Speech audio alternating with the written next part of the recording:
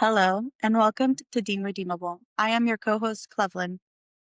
And I am your host, Kenneth. Together, we are here to share the story of a man who spent years on death row and how his journey led to redemption, faith, and transformation.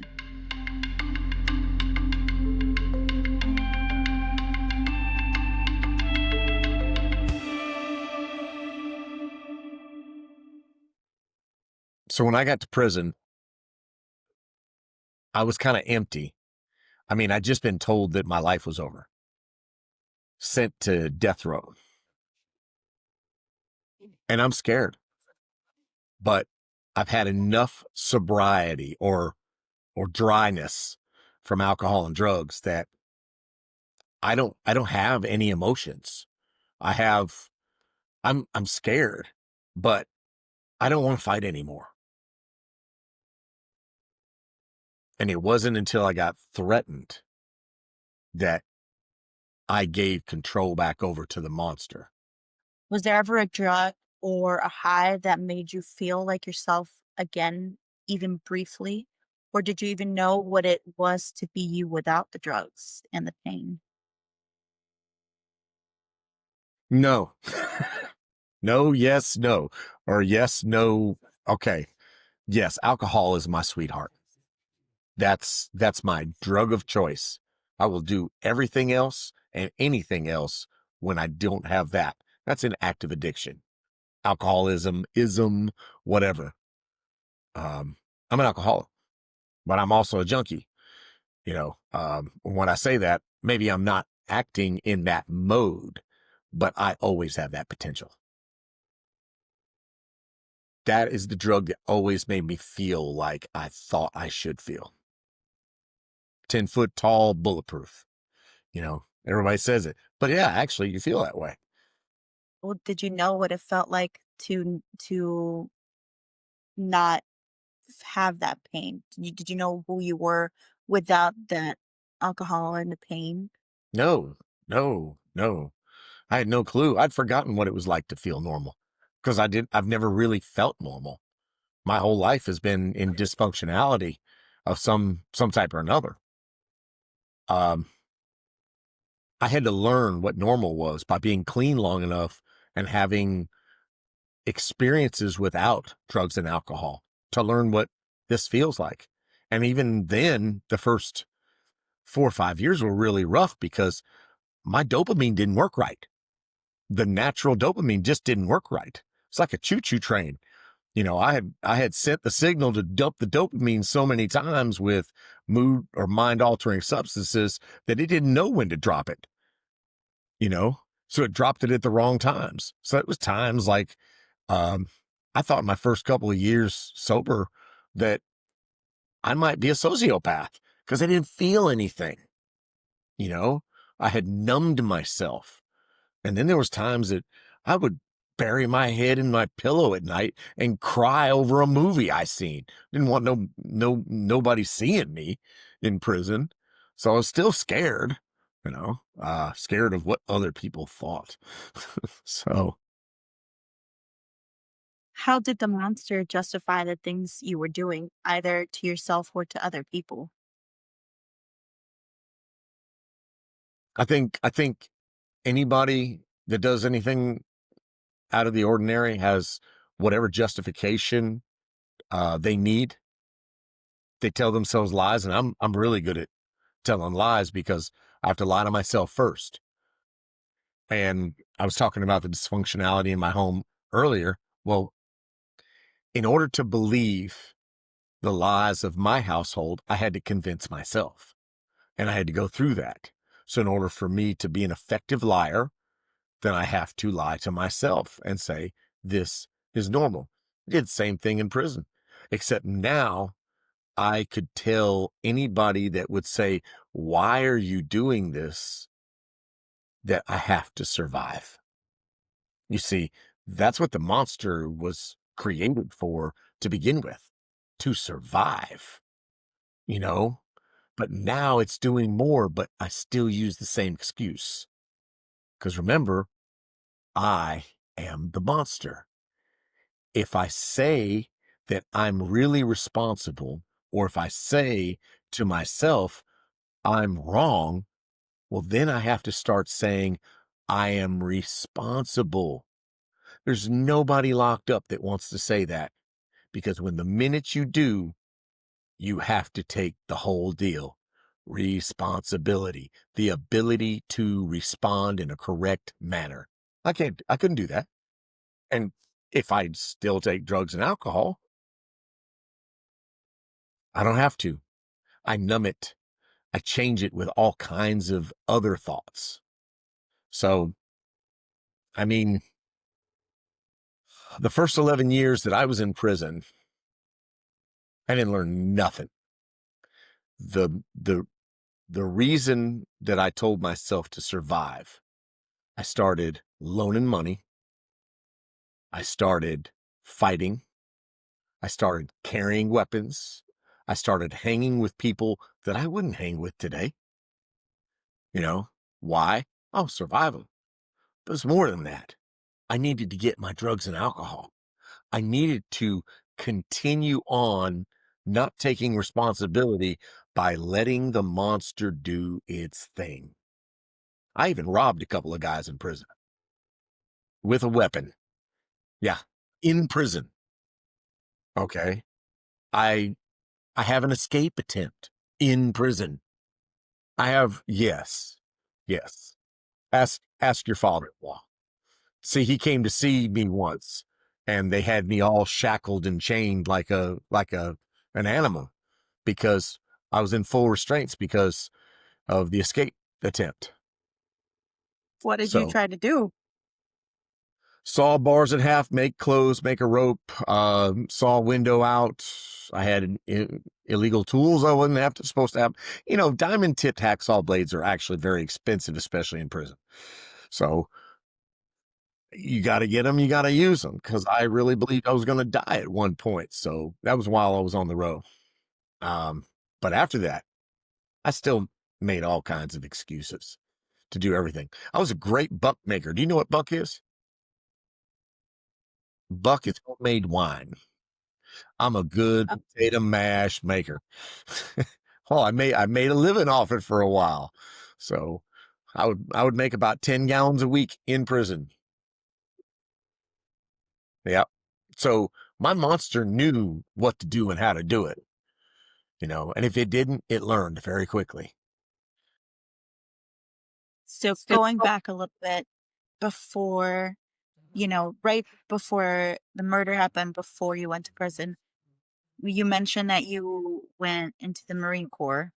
Um, and I wanted to ask because you had considered going to school to party. That was what you were thinking. So what were you hoping that the Marine Corps would fix or silence inside of you? Oh, nothing. I was trying to do a geographical cure with that. Um, I went into the Marine Corps probably to keep from hurting somebody else the way I hurt somebody later on or hurt myself. Uh, the lady that I was involved with cheated on me, and I happened to be walking by a recruiter, and he wanted to talk to me for a minute. I had to wait for a bus anyways, and so he's noticing something's wrong with me. You can tell my emotions were out on my sleeve. I mean, I was pretty messed up. And so we sat down, we started, and he's like, you know what?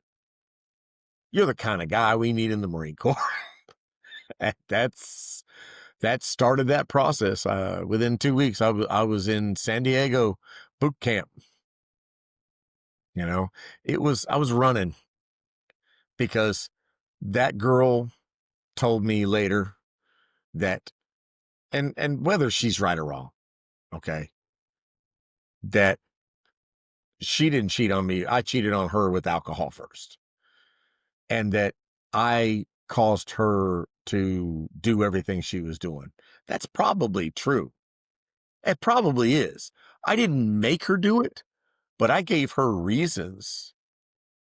My behavior Yeah. did. Well, I have a lot of personal opinions on that, but I think what you're basically saying is that the reason behind you going into the Marines and, trying to put a Band-Aid over this was because in a way you could kind of feel yourself slipping into a point of no return, or was it kind of a shock even to you when the m the murder happened?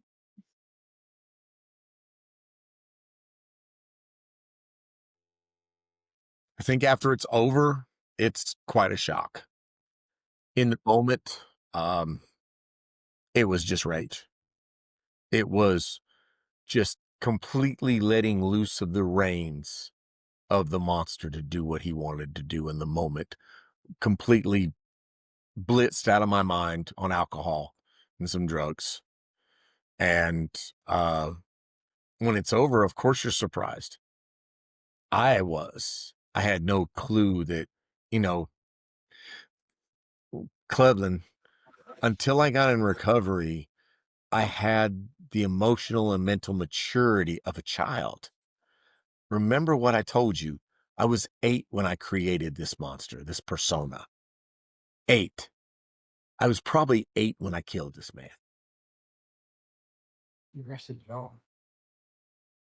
Absolutely. John said arrested development is so absolutely true. If someone had met you in your darkest moments, how would they have recognized the monster instead of the man? They wouldn't, because I'm a chameleon. I know how to adapt to situations. But when you get in close to me as the monster comes out, you know how when you're young, you know that you can cuss in front of certain people, and then there's certain people you can't cuss in front of, and it automatically stops. It's the same thing in a way. I mean, that's a light observation, but when I meet somebody new, hey, I'll be the nice guy. I will hold my monster in. But then when I feel more comfortable with you, when you trust me, and when I feel like maybe I can trust you not to run if you see a little bit of my monster, then I let him out a little bit at a time. Only problem is you wouldn't even come near me if I was full blown out of control. When we say out of control for somebody, their monster is completely out, just like mine was. When that murder happened, I wasn't in control of myself. That was that was the persona. That was add alcohol, see it blow up. That's all. You know, uh, you know, TNT can sit on that table all day long, but once you ignite that with some kind of cathartic chemical, or however the process works to make that go off, you have to add something to it. Me, not with no alcohol, no drugs, I might be bad, but I'm nothing like you see if I can get some alcohol and drugs in me. It's like Dr. Jekyll, Mr. Hyde. You know, it's we're using that analogy with Dr. Jekyll, Mr. Hyde. We can use that with Frankenstein too, because Dr. Frankenstein created his monster and let it get out of control. And it was hard to kill it, you know. Mine, I don't know if it ever dies, but I know that as long as I don't put alcohol and drugs in me today, then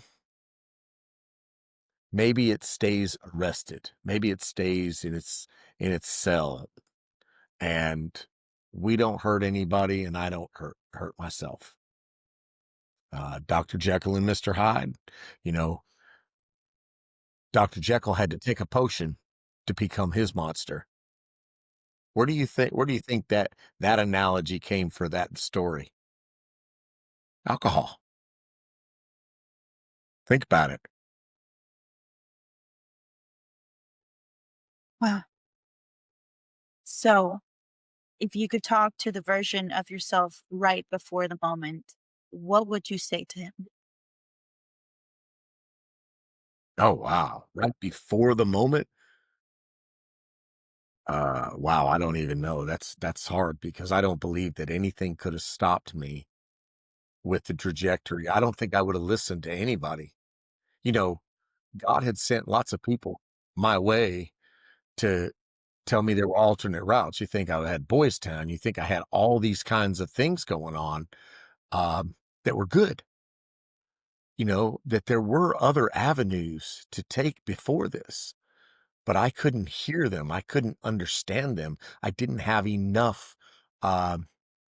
didn't have enough of an adult mind to make a choice other than the ones that I was making.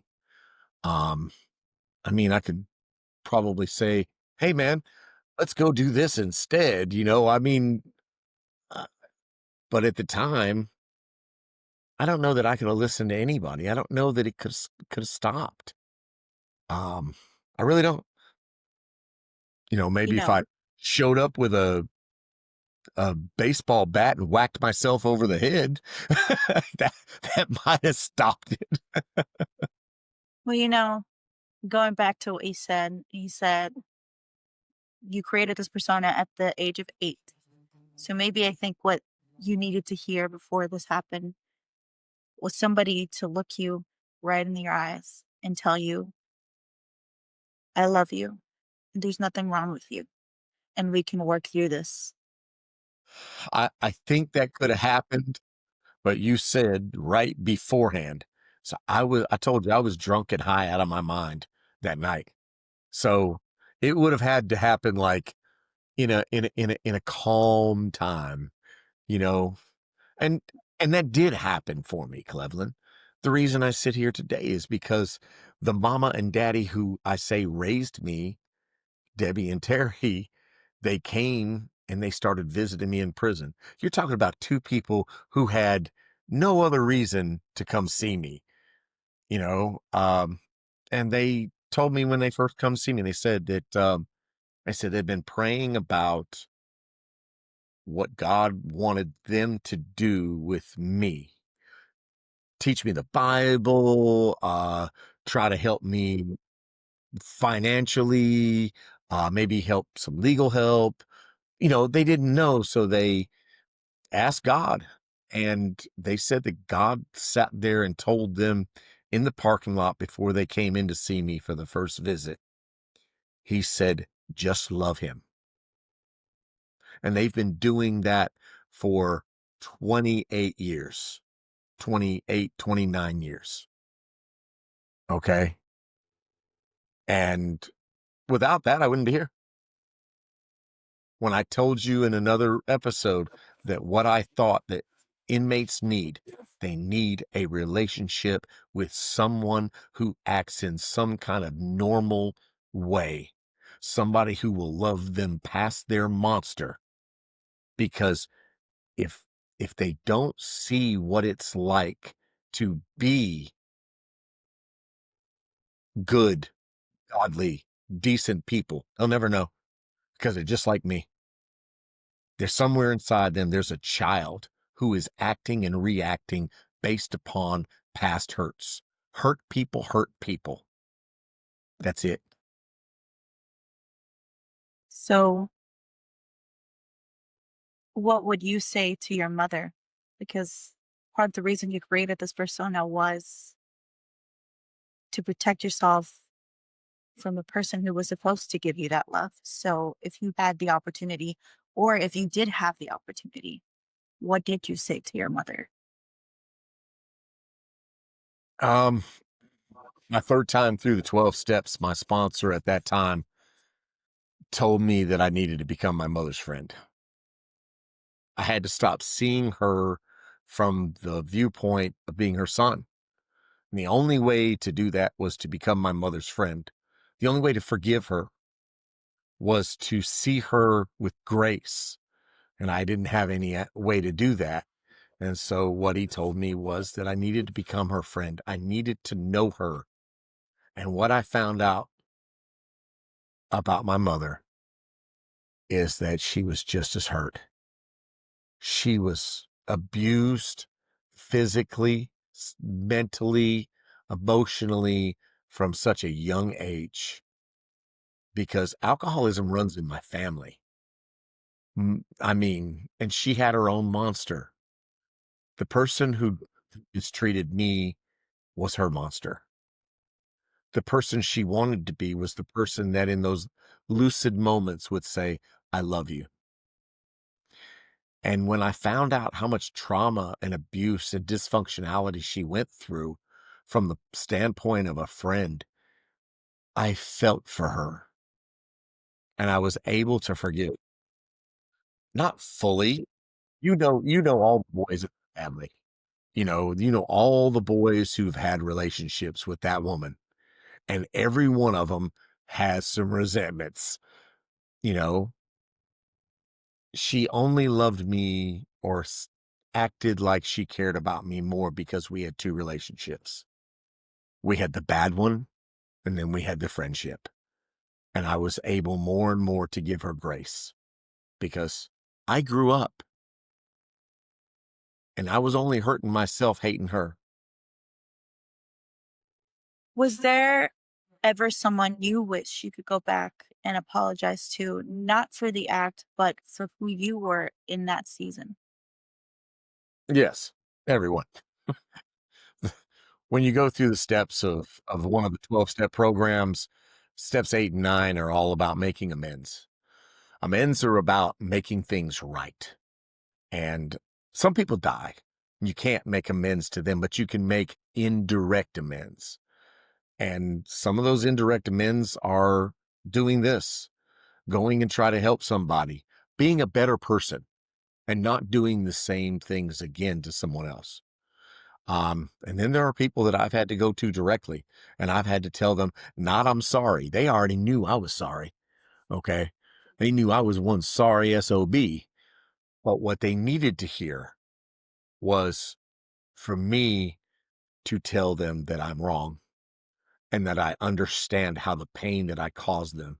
And then I needed to ask them how they felt I could make it right. Not how I felt I could make it right, how they felt I could make it right. Because that's the only way that you mend. Well, who do you wish you could have gotten an apology from? And do you think it would have made a huge difference, or do you think it would be minimal, but the very least you would have gotten that apology? Yeah. I'm going to be honest. I mean, I can only clean up my side of the street. And it's funny how that when I clean up my side of the street, my life gets better. And I enjoy my life now. And I'm okay with who I am. Am I okay that somebody died at my hands? No, I'll never be okay with that. Ever. I can't make amends to that person. What I can do is talk to people like the people who listen to this broadcast and say, hey, this just ain't gotta be this way. Your life can change. It can be better. Mine is. And if mine is, I know yours can be. Because you see that I've been through crap, you know. Um, yeah, there's probably lots of people I think they should apologize to me, but it's not gonna change anything. I am who I am. And glad, not glad about the stuff that I did, but glad that with the help of God and some loving people, I've come through. So let's talk about while you were in prison. Did fear ever keep you alive in there, or did it mostly keep you trapped?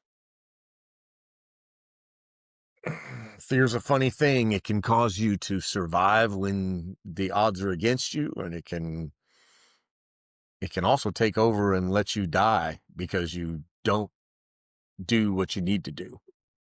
Um, Yeah, fear is what allowed me to give the monster control again inside prison. Um, all the things that I did in prison, did to other people, um, was about surviving. Was about the surviving of my monster and the survival of me. The monster has to survive in order to protect me. So the monster has to be fed. So all the things that I did in prison, they were needed. But if I hadn't gone through those things, then um, I don't learn what I don't want to be either. Fear has controlled me for a long time. Bill Wilson, the founder of AA, he mentions in the book of Alcoholics Anonymous that there's over 100 different forms of fear. And really, there's thousands. I can have a fear of anything. I can have a fear of being enough, or I can have a fear of not being enough. I can have a fear of being successful. I can have a fear of not being successful. I can have a fear of cars. I can have a fear of not having a car. There's just, you name it, a fear can arise. And in our society, fear runs rampant in a million more different ways. It causes people to do things and causes them to not do things they should do. Same way for me, fear caused me to survive. When I locked up and almost went down when I first got to prison because I was scared of giving the monster control. I was scared of going back into that mode of that persona. I almost went down until my life was threatened or my health and safety was, and I had to let the monster out. Um, I guess, I guess in a way, even today, yeah, you get a little angry and the thoughts automatically come because you never get rid of ways of thinking. The thoughts do come. They say, "Oh, you can do this or you can do that," and of course, I know violence, and of course, I know how to act like a mean macho person and all that stuff.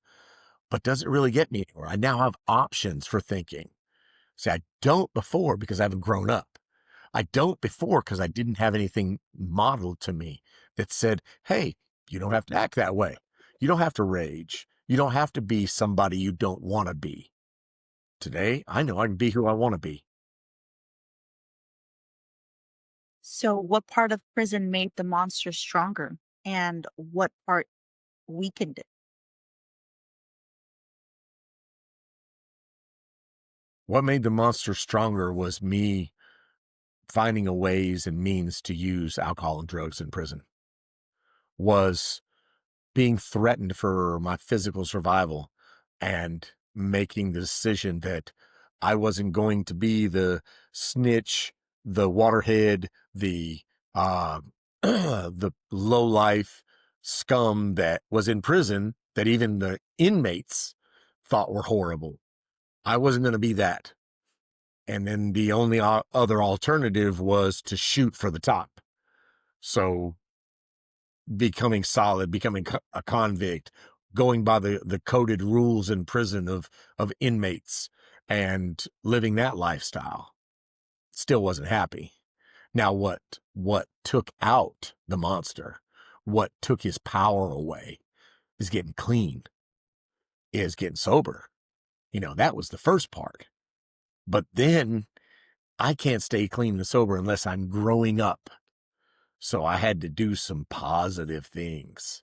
So I went to treatment, and they started telling me some foreign things, um, like life could be different, positive messages that you can handle things, that life is 10% what happens to you and 90% how you deal with it,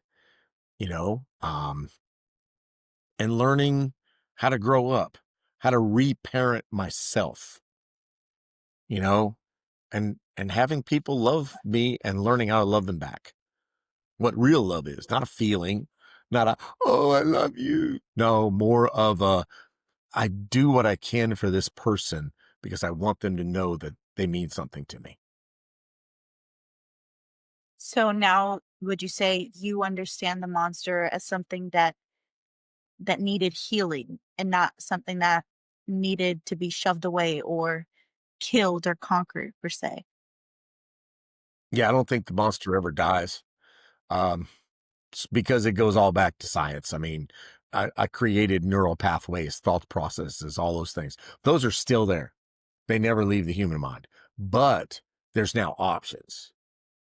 So the monster didn't need to die, but what it did was it needed to grow up, like we just said, and it also needed to know that it didn't have to be that way, that it could be different, actually more noble in a way. You know, uh, you were talking earlier about Shrek to me.